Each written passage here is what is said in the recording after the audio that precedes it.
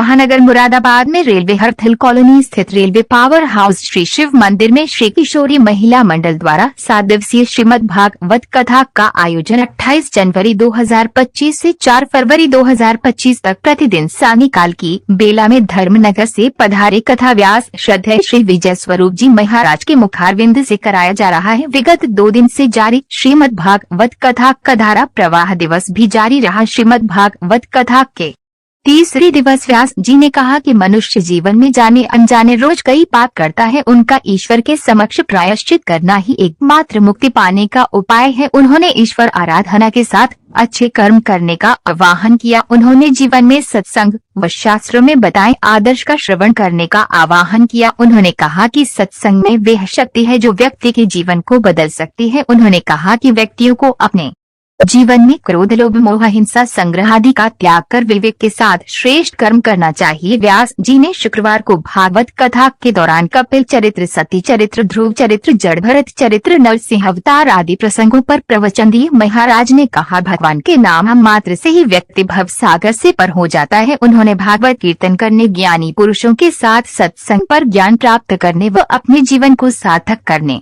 का आवाहन किया। इस मौके पर व्यास जी द्वारा राधा कृष्ण के मधुर भजनों को सुनकर वातावरण को इतना अधिक भक्ति में बना दिया है कि श्रद्धालु जनवरी अपने आप को भगवान की भक्ति में मस्त होकर नृत्य करने से नहीं रोक सके। जहां एक और सैकड़ों की संख्या में उपस्थित श्रद्धालुओं ने व्यास जी द्वारा सुनाई जा रही कथा को श्रवण कर अपने जीवन को सफल बनाया, तो वहीं व्यास द्वारा राधा रानी सरकार के मधुर भजनों को सुनकर भी अपना जीवन भगवान की भक्ति में समर्पित कर कुछ इस तरह से अपने आप को समर्पित कर दिया। तत्पश्चात आरती की गई। आरती के पश्चात उपस्थित सभी श्रद्धालुओं को भगवान को लगाए गए भोग प्रसाद को प्रसाद के रूप में वितरित किया गया। व्यास जी ने मंदिर प्रांगण में उपस्थित समस्त सनातन धर्म प्रेमियों को श्रीमद् भागवत कथा के माध्यम से बड़ा ही सुंदर संदेश दिया और श्रीमद् भागवत कथा के चतुर्थ दिवस भगवान श्री कृष्ण के जन्म उत्सव में उपस्थित रहकर धर्म लाभ अर्जित करने के लिए भी विनम्र निवेदन किया गया। इसी के साथ railway Harthala colony power house Shiv मंदिर के आचार्य पंडित श्री सतीश उनियाल जी द्वारा भी मां शक्ति की महिमा पर प्रकाश डालते हुए बताया गया। तो अब ये जड़भरत जी फिर बैठे, तब राजा रहुगण आया। राजा रहुगण जा रहा था, 4 लोगों के कंधे पे बैठ के जा रहा था। एक आहार की तबीयत खराब हो गई, फिर इनको लगा लिया, इनको फिर उठा के लगा लिया। इन्होंने फिर कुछ नहीं कहा, तो बोला तेज से क्यों नहीं चलता है। तो इन्होंने विचार किया कि ये राजा मैंने कंधे पर ढो लिया, फिर भी देखो मुझे दुत्कार रहा है, फटकार रहा है। तब उन्होंने कहा, बोले राजन, ये आप जो कह रहे हैं ना, तगड़ा तंदुरुस्त और दुबला पतला, ये तो शरीर के भाव हैं, आत्मा तो इनसे परे है। आप ये कहते हैं कि मैं बहुत दूर से चल के आया हूँ। राजन, जीव निष्क्रिय होता है, मैं तो चलता ही नहीं, पैर चलते हैं। आप कह रहे हैं कि मैंने बोझा ढो लिया, मैं कौन होता बोझा ढोने वाला, कंधे ने ढोया होगा, मैं बोझा नहीं ढोता। समझ गया, ये तो कोई महापुरुष है।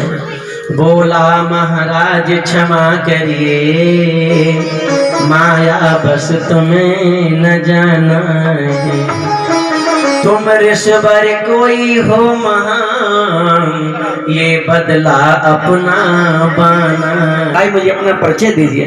बोले हम परिचय बाद में देंगे, पहले तू बता कि 4 लोगों के कंधे पे बैठ के कहाँ जा रहा है। बोला मैं कपिल मुनि से ज्ञान लेने जा रहा हूँ। अच्छा, ज्ञान लेने जा रहा है तो 4 लोगों के कंधे पे बैठ के जा रहा है।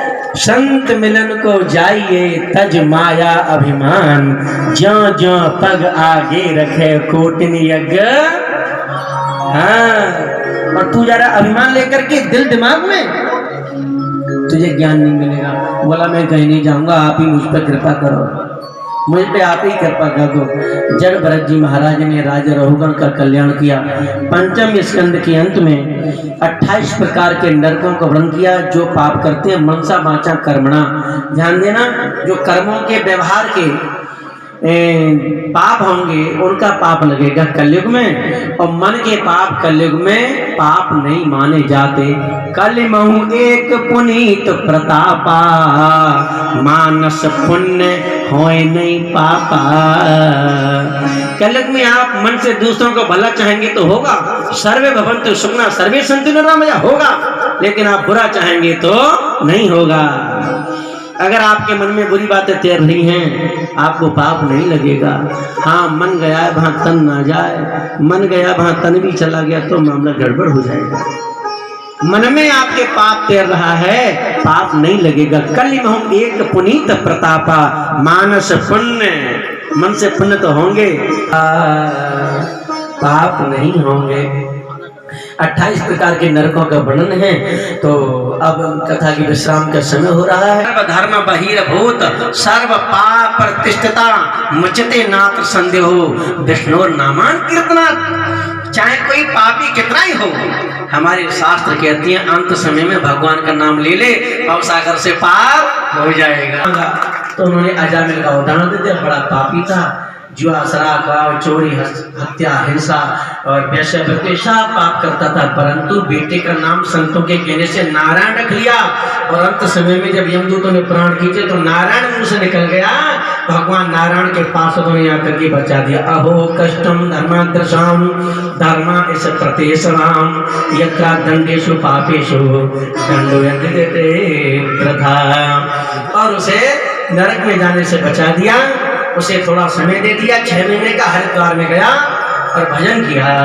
श्री कृष्ण का जन्मोत्सव नंद महोत्सव बहुत धूमधाम के साथ यहाँ मंडप में मनाया जाएगा। आप सभी नए नए कपड़े पहन के आएंगे। बाकी सूचना ये पंडित जी नाम फिर कहलाया, जब बड़े हुए कुछ सने सने तब ध्यान इन्हें पिछला आया। जब बड़े हुए कुछ सने सने तब ध्यान इन्हें पिछला आया। नाम का फिर भी भरत ही रखा गया। माता पिता जब तक जीवित थे इनकी देखभाल होती रही। इन्होंने विचार किया अब की बार की बुद्धिमानी दिखाई ना तो फिर संसार में फंस जाएंगे। तो 30 जन्म में जाके पागल जैसे बन गए। अध्यापकों ने कह दिया ये बच्चा नहीं पढ़ सकता। क्यों? बोले मंद बुद्धि है, इसकी बुद्धि विकसित नहीं है, नहीं पढ़ सकता। घर वालों ने भी पागल समझ लिया, लेकिन वो जानबूझ के संसार से बचने के लिए पागल बन गए। तो नाम जड़ भरत हो गया इनका। जड़ भरत जी महाराज ने जाना चलो ये तो अच्छा हुआ, दुनिया मुझे पागल समझने लगी। इनके भाइयों ने ड्यूटी लगाई खेत पे। अरे खेत की रखवाली करो तुम, और कुछ काम तो करते नहीं, खेती रखवाली करो। आजकल लोग बड़े स्वार्थी होते हैं। चाहे कोई भी रिश्ता है संसार का, जगत में स्वार्थ का व्यवहार। बिन स्वार्थ कोई नहीं दुनिया में, अरे देखा खूब निहार। जगत में स्वार्थ का व्यवहार। यहाँ के सभी रिश्ते बड़े स्वार्थी हैं। आप उनका पालन पोषण कर्तव्यों का निर्वहन करिए, चक्कर में ज्यादा मत पड़िए। कर्तव्य पूरा करो, बढ़िया करो जो जो कर्तव्य जिसके प्रति है, क्योंकि कर्तव्य धर्म बनता है। जो अपने कर्तव्य को पूरा नहीं करता है वो अधर्म माना जाता है, वो नरक में जाएगा। पत्नी बच्चों के साथ जो आपका कर्तव्य है उन कर्तव्यों का निर्वहन पूरा करिए। नाम भगवान का जपिए, भवसागर पार हो जाएंगे। नाम नहीं जपा, खाली परिवार नहीं लगे रहे, मामला गड़बड़ हो जाएगा, मामला गड़बड़ हो जाएगा। इनके भाइयों ने खेत पे ड्यूटी लगाई, लेकिन ये तो क्या जन्मों से भक्ति कर रहे हैं। इन्होंने कहा राम द चिड़िया राम द खेत, छठो चिड़िया भर भर पेड़, तुम्हारा ही माल है, तुम ही खाने वाले, हमको होते रोकने वाले, खाओ आराम से। सब जंगल के पशु पक्षी उसी खेत में आ गए। बोले इस खेत में कोई रोक टोक नहीं है, बाकी तो सबने तार लगा रखे, लेकिन इस खेत में सब खेती को बर्बाद कर गए। उनके भाई आए, चलो अब देखें चल करके कुछ बचा हो खेत में, कैसी फसल हो रही है। आए तो देखा वहां तो कुछ भी नहीं। उन्हें बड़ा क्रोध आ गया, बड़ा गुस्सा आ गया। काम बिगड़ने पर क्रोध उत्पन्न होता है। क्रोध आ गया, हमने तुम्हारी ड्यूटी लगाई खेती रखवाली के लिए, क्या करा तुमने? अरे हम क्या रोकते, खाने के लिए तो हमारा गोविंद आया, हम कैसे मना कर देते? अच्छा इतना बड़ा भगत जी तो जा अपने गोविंद के घर चला जा। उन्होंने विचार किया मैं यही तो चाहता हूँ कि ये दुनिया मुझे छोड़ दे, मैं यही तो चाहता हूँ कि दुनिया मुझे छोड़ दे। आप निर्द्वंद होके चले और जंगल में जाके बैठ गए। भजन करते करते कितने बरस बीत गए, अब तो शरीर ही बहुत रुष्ट पुष्ट हो गया उनका। भजन कर रहे हैं, चलो गाओ एक छोटा सा भजन। समय हो रहा है अभी 5 मिनट का समय हो रहा है, मेरे पास 7 मिनट का। एक छोटा सा भजन गाऊं और उसके बाद फिर कथा को पूरी कर देंगे। अमृत है प्रभु नाम तुम्हारा, अमृत है प्रभु नाम तुम्हारा, इसे छोड़ विष पीना क्या, हरि नाम नहीं तो जीना, हरि नाम नहीं तो जीना, हरि नाम नहीं तो जीना क्या, हरि नाम नहीं तो जीना क्या। अमृत है प्रभु नाम तुम्हारा, अमृत है प्रभु नाम तुम्हारा, इसे छोड़ विष पीना क्या, हरि नाम नहीं तो जीना क्या, हरि नाम नहीं तो जीना क्या।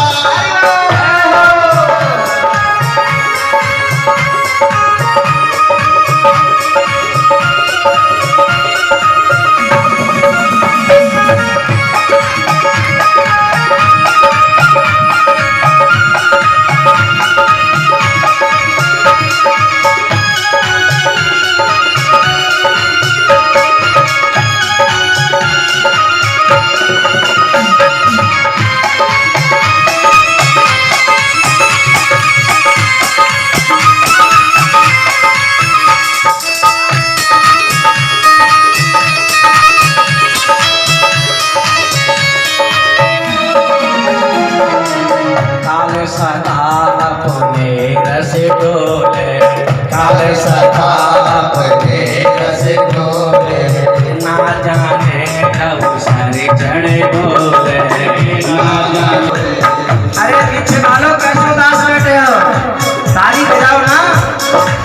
काल सदा अपने रस डोले, काल सदा अपने रस डोले, ना जाने कब सर चढ़े बोले, ना जाने कब सर चढ़े बोले।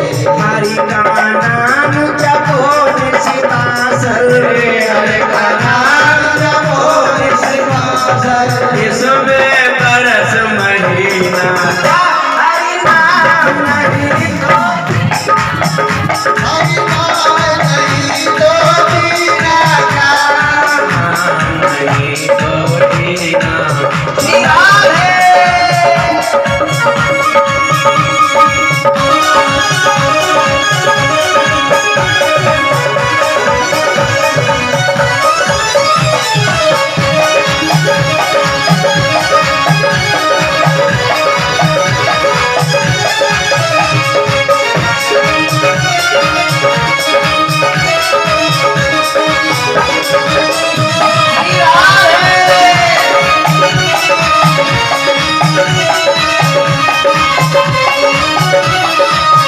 आभूषण से अंग सजा है, आभूषण से रंग सजा है, रसना हरि नाम। आरती गाऊं प्यारे, आरती गाऊं प्यारे, तुमको मनाऊं बाकी बिहारी तेरी आरती गाऊं, बाके बिहारी तेरी आरती गाओ।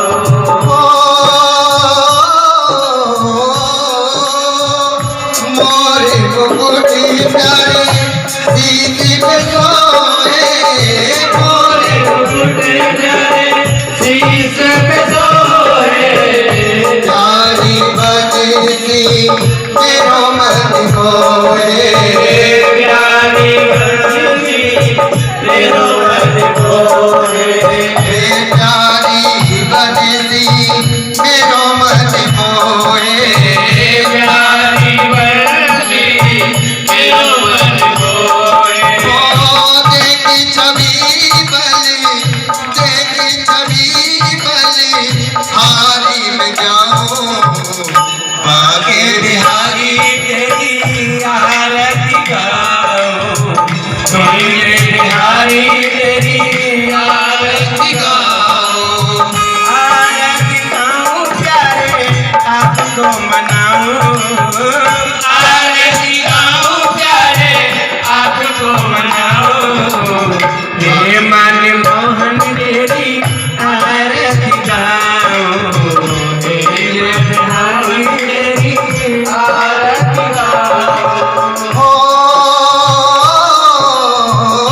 भगवान का जन्म उत्सव मनाना है, प्रगट उत्सव है। साजिद हद कर आना, सोने के गहने पहन के आना, यहाँ कोई डर नहीं है, कोई डर नहीं है, कोई छेड़ा छबड़े नहीं है।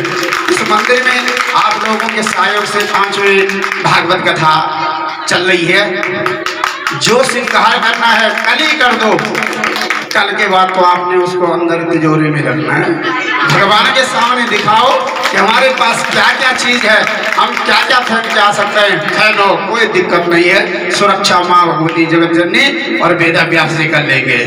आइए, कल जो है कृष्ण जन्म है और कृष्ण जन्म के उपलक्ष्य में सब लोग जो भी अपने हाथ से हो सकता है, गीली चीज मत लाना, गीली चीज में भगवान जी डर जाते हैं। ठंडा मौसम है, कुछ भी है, फल मिष्ठान ऋतु फल प्रसाद के रूप में, खिलौनों के रूप में। वैसे तो कल विजय चौहान जी का पूजन है और वही कृष्ण जन्म के सौभाग्य को प्राप्त कर रहे हैं। ऐसा सौभाग्य भी सुमन लता शर्मा जी ने हमको दिया है, उनका भी हार्दिक अभिनंदन है, जिन्होंने कल जन्म के उत्सव पर पूजा की है। परसों रुक्मणी विवाह है, दीपक सक्सेना जी हैं उसमें अंतर्गत कल भगवान का कृष्ण जन्म उत्सव है।